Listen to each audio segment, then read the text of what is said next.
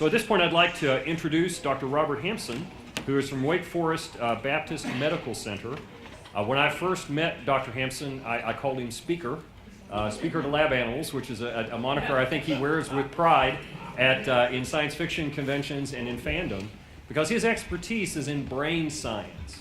And since we've had Dr. Hampson here at TVIW, we've learned a lot about some of the effects of the space environment on humans that I had not heard before, because they're not just the biomedical, they're the neurological and cognitive kinds of issues. So at this point, I'd like to turn it over to Dr. Hampson and have him begin his talk. So very good.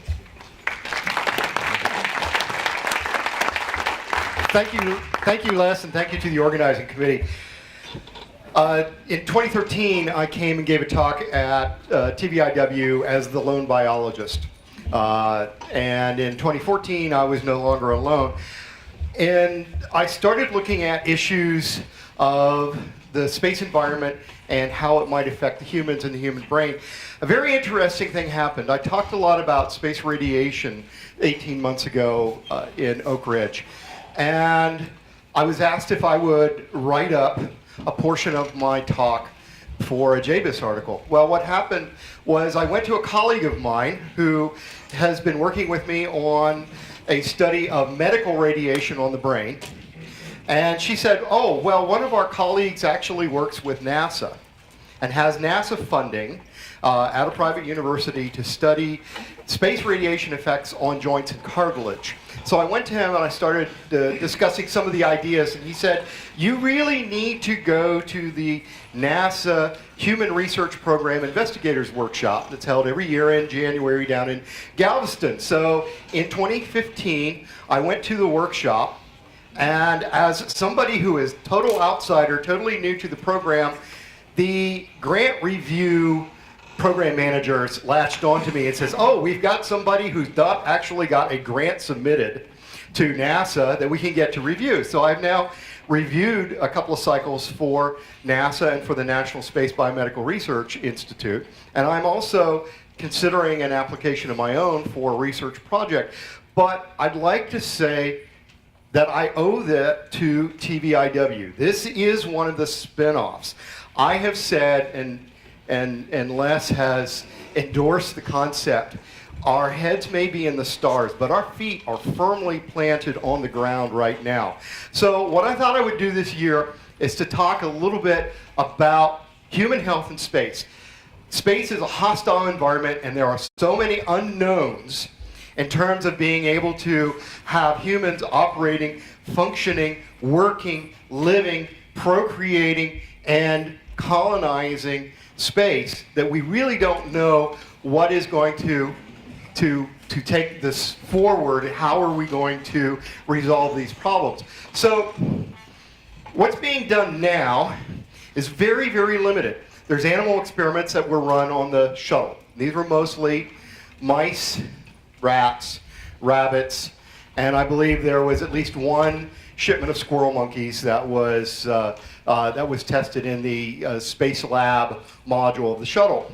And mostly what's going on in the ISS right now are plants, microbiomes, microorganisms, and insects, and tissue culture. Very, very little is being done with animals to determine what is the effect of the space environment on mammals, on primates, on humans. Well, actually, the human research is almost exclusively being done on the ISS because you can't really duplicate these conditions on the ground. Sorry, dry throat. There is some possibility of doing microbiology and tissue culture type experiments at CubeSats and in ISS experiments, but consider that the crew resupply, the crew changeover, is only happening every 6 months or so. So anything that's going up to the ISS is going to have to stay there. And yet a lot of the experiments that you might want to do are shorter term. You might want only a month. Sorry about that. You may wish only a month's worth of data.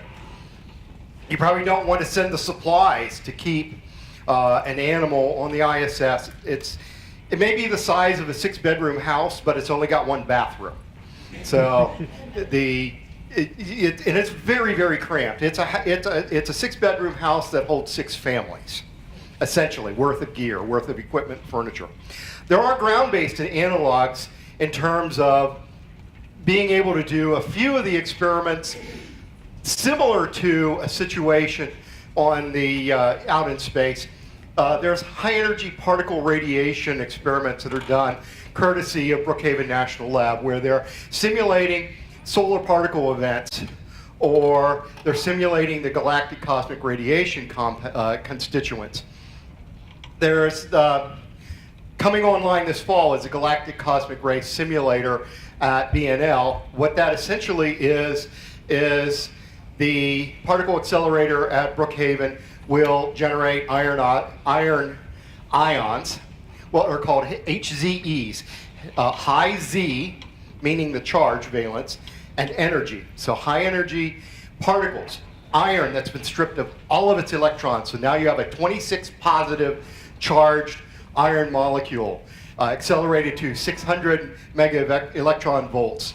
That's part of the constituents of galactic cosmic rays: silicon, oxygen, titanium, carbon, and of course helium and protons, which are also able to be generated with the idea that you expose a rat, you expose a mouse to a mixture of the radiation, and that becomes a lot closer analog to a space environment than what you would have for a human who's just been exposed to chest x-rays and MRIs and CT scans, or maybe even the cancer therapies that got me started in this work. There's also some studies being done to look at the problems of reduced gravity environments, one of which is to take rats and mice and lift their tails so that now their hind limbs don't carry any weight. And you get a lot of fluid shift to the head, which is very similar to what we see on orbit. But it's not a really good model. It's not the same as actually having experiments and in space. And you can't do that with a human on the ground. You can put them in a bed and extend bed rest and put them on a head down tilt so that they're like this. And that's being used for some simulation, but it's still limited because it's not orbit. And then there's issues of social isolation. Put together a team of 5 people and expect them to spend 500, or in the case of Andy Weir's The Martian, over 900 days isolated from their families, isolated from anyone else. You've got all sorts of psychological issues and team dynamics in terms of who gets along, who doesn't get along, who's getting along a little bit too well, and other issues that can come. Now, we do have some simulations. The Mars 500 experiment, High Seas, which is actually a habitat perched on Mauna Loa in Hawaii, and it has a very Mars-looking environment around it, and there are missions there that are 3, 6, and 9-month test missions with 5 to 6 individuals, and also Antarctic bases also give a good test for that. So who does this? Surprisingly enough, I grew up in science fiction, and science fiction loves to make NASA the culprit. I'm sorry, they're not. They are the ones doing this research. There's no one else doing this type of research right now. The research that needs to be done in order to get us to off of this planet, to other planets, to the belt, to the stars, right now it's being done by NASA. And so we can argue as much as we want to about whether it's enough, whether it's the right type of research or anything else, but they're the ones that are doing this right now. So this is my update for bringing us to what is actually being done. Now, the Inspector General report came out in October of last year and identified a number of issues with NASA's research program. They said that there are a number of challenges are delaying the research. And those challenges are how NASA manages risks, progress made to manage risks, and these challenges delay progress in identifying and mitigating risks. By the way, most of those challenges boil down to money, funding for the research. NASA lacks a coordinated approach to managing astronaut health for long-duration space missions. One of the reasons is when there is an experiment to be done, astronaut time is exceedingly limited. If I were today to propose an experiment where I create a game that could be played on an iPhone or a tablet that would assess the cognitive performance and memory of an astronaut, and I want to see how that changes over Scott Kelly's 12-month mission, I would get 15 minutes once or twice per month. That's it. Their time is scheduled so heavily, and the tasks that need to be done, it is very difficult to get new experiments run. There's a vetting procedure, and there's also a culture of silos. If you're within the silo, you know what's going on. If you're not in the silo, you don't know what's going on, and you can't affect some of the other silos. And there's been some historical integration. And then there's the question of establishing and maintaining an ethical framework for risk acceptance. This is the key thing. Risk acceptance. How much risk is appropriate? And a lot of what I'm going to continue talking about today centers around the idea of risk. But the idea is for long duration spaceflight, and this is where the Homo Stellaris track is going to take off, discussing what needs to be done, what risks, what adaptations, what challenges do we face over the next 100 years, and how do we bring about a culture that accepts the risk that would permit and endorse and promote long-duration spaceflight. Now, for a little bit of humor here, we have this great missed opportunity because of this poor Nigerian astronaut that's been stuck in orbit for 14 years. I did, in fact, receive this email that says he has $120 million worth of back pay, and if I would consent to transfer it to my bank account, they only need $20 million to bring him home, and I can have the rest. But to give you an idea of what is actually being done in terms of this research, this is excerpted from NASA's Human Research Roadmap. And what they say is crew health and performance is critical to successful human exploration beyond low Earth orbit. 27 Americans have gone past low Earth orbit, and they did it 40 years ago. More than 40 years ago. We have not had any humans past low Earth orbit since that time that we know of, except for our Nigerian friend. And so the Human Research Program investigates and mitigates the highest risks to human health and performance. And this is they're looking for countermeasures. They're looking at risks. And what they have are 32 identified risks, physiological and performance effects from the hazards, the radiation, the reduced gravity, the long confinement, the lack of interaction, close interaction with more than just the 4 to 6, or when a capsule visits, there might be 8 other people around them at a given time. So within these 32 identified risks, there are 317 gaps. NASA's trying to close these gaps. That's what their funded research is working on. And I went to a meeting 2 weeks ago, this year's meeting of the NASA Human Research Program, and the 317 gaps are still, we're still looking at only about 50 of them at a time. This is the set of risks. The risks caused by the altered gravity field, by the hostile or closed environment of the spacecraft design, radiation, distance from Earth, isolation. We have within the categories things like inadequate food and nutrition. How about toxic exposure? They're pulling mold off of the surfaces of the interior surfaces of the ISS. They're pulling lichen and algae off of the exterior surface. So this closed environment can become toxic to the astronauts. I've highlighted this one right here, adverse cognitive or behavioral conditions. And I did so because cognition is one of my key areas of interest. From their statement, the risk of adverse cognitive or behavioral conditions, the risk statement is extended duration. There's a possibility of adverse cognitive or behavioral conditions that will occur affecting crew health and performance. Mental disorders could develop, and should adverse behavioral conditions be undetected and unmitigated.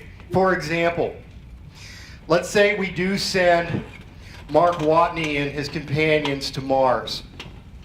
And rather than having a disaster, which was somewhat unrealistic, Mark gets hit in the head and now he's had a stroke, or he's got traumatic brain injury, or he develops pre-Alzheimer's disease. What is going to be done? This is one of the questions that NASA is looking at. Within this risk, this is one of the 32 risks, there are 9 gaps identified. Gaps associated with exploration class missions, which is go to Mars, spend 3 months on the surface, 6 months on the surface, and come back, spend 18 months at it. Or autonomous, long-distance, long-duration missions. If we're going to send somebody to the outer solar system, if we're going to go to a Jovian moon, if we're going to do asteroid mining, that's a long distance. So we have the gaps, countermeasures, measures to monitor behavioral health and performance, treatments for adverse conditions, how do personal relations, interactions, friends, family, colleagues, what happens when the astronaut gets a call that says your wife has cancer? That has happened. And of course, there's the question of how in the world do you tell the astronaut your wife has cancer? The kitten's up on the roof and your wife climbed up to get the kitten. First message. The second message is, well, your wife fell off trying to get the kitten. The kitten's okay, but your wife is in the hospital. Oh, by the way, we found something else. It's an old, tired joke, but the question is, when you have to give information to the astronauts, how are you going to do that? Because it's going to affect their health. It's going to affect their cognitive state. It's going to affect their emotional state. Autonomous missions. These are missions in which you can't come back. You know, the astronaut that got the notification about his wife was coming home in a month. Okay? So, but what if, I'm sorry, that astronaut's coming back for 2 years? This is the current status of the risk rating. A 12-month mission on the ISS is at orange, partially controlled. But for planetary missions such as Mars, more than 18 months, it's uncontrolled. It's red. There's a general rule of risk that if anything's red, you don't go. Orange, these are astronauts, they accept risk. Orange risk, they'll probably go. Right now, in the 32 risks and 317 gaps, it is mostly yellow. About a quarter of them are green, about half are yellow, and there's very few oranges, the rest of it's red. Here's another example of one of the risks, and this one is actually rather unknown. It's the risk of visual problems. A lot of you have seen pictures of the astronauts in ISS or in the shuttle where you notice they have moon face, very round. It's because while we're standing here right now, while I'm standing here in front of you, 80% of the fluid in my body is below here. But if I were in orbit, that would be about 60 to 50% of the fluid, and there would be a lot more fluid up here. So we see an increase in the pressure of fluid in the head, in the brain, intracranial pressure. What that does is that pushes. And when it comes to the eye, it means it pushes the optic nerve into the eye. This is a post-flight X-ray, this is a pre-flight X-ray, and these two are pre-flight and post-flight, and you can see there's a distortion in the optic disc. There's a distortion in the blood vessels, and this is caused by pressure. We have had astronauts returning from ISS that have had severe visual acuity for distance, near, and refraction changes that have been severe enough to make them functionally blind and they last. They last a long time. So these are the types of things that is being researched now. It's the sort of things that really make this critical to study. So we have the 317 gaps, but it's limited to NASA's budget. It's limited to plants, insects, and microorganisms, the tissue cultures right now. And even in the ground-based analogs, a lot of it's limited to rats and mice. There's not enough room, there's not enough astronaut time, there's not enough lift. What do? We get involved. We write, we vote, we find new analogs, we support efforts like this one, and we communicate it out to the public. Because we've still got a long way to get from this to this. Thank you. And by all means, join us in the Homo Stellaris track, where we will be talking about what does it take over the next 100 years to get our public to accept, endorse, and even promote our efforts. We do have time for a couple of questions, so the runners will take the mic. Greg's got one down here. To Greg. Yeah. I was on Dan Golden's kitchen cabinet through the 1990s. He was the director of NASA, and I asked him, why does NASA never do a centrifugal gravity experiment in low Earth orbit? I'd like to know your opinion about it, but I'll tell you already his opinion. He said, because the House committee won't permit it, because it would mean you were truly committed to an interplanetary mission or any long duration mission, and they don't want to hear about that. So it's never been done. That's Dan Golden. He's no longer the director. Perhaps the sun has lifted and all is bright and shiny, but I'd like to know your opinion. Right now, the only centrifuge experiments have been done with rats and mice. And the problem with that is that in the centrifuge, the rats don't stand up, they don't make right-angle turns, they don't stand and operate equipment or sit down to eat their lunch. It is severely lacking. I heard a talk a couple of weeks ago at the meeting where the keynote speaker said the saddest, most depressing sight in the world is the NASA director begging Congress for money. And that's exactly how it happened. You're right. It hasn't been done. It needs to be done. That's something I'm a firm proponent of. One more question. So here we're also talking about more long-term aspects of interstellar travel, and there's a whole thing dedicated to world ships and that kind of thing. One of the things that I noticed that doesn't seem to be up there is if you're going to cram a whole bunch of people into a relatively small environment, even as clean as we can make the people, you're still going to have disease that crops up in that population, infectious diseases and that kind of thing. And that's something that, going forward, we're really going to have to think about if you're going to put a bunch of people into space. It seems like everything right now is kind of concentrated on short duration, 1 to small teams of astronauts, as opposed to, of a larger crew. A very simple reason for that is NASA says that's not our mission. Our mission is exploration with small crews.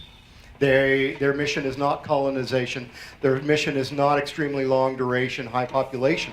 So it's not even on it's not on their radar because they can't get there. They've got too much else to do before they can get to that point. They don't have the funding. They don't have the institutional mission to go to that level. But it is extremely important. You are correct. We as a species need to get out there so that we can answer these questions. And I think that's the best way to put it. Awesome, thank you.